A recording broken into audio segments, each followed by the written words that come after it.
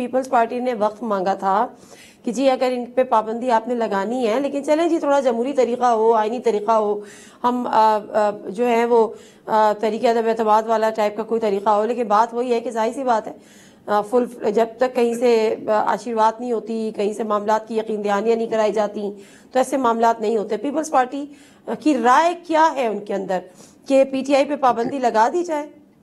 जी जी, ये तो बिल्कुल हमारे अक्सरियत है। दोस्तों को पता है, पीटीआई के जब तक कहीं से मामलात ना हो ऐसी बात नहीं की जाती, और आपको भी जाहिर है कि इस बात का तजुर्बा है।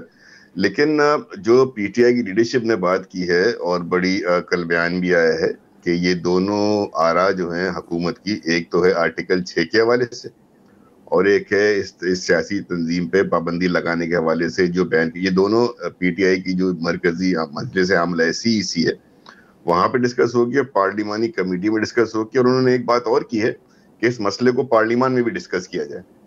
उसके बाद कोई फैसला होगा तो उन्होंने ये वाइडर इसका इसका इसका फोरम वाइडर करके इस पे कंसेंसस डेवलप करने की बात की है।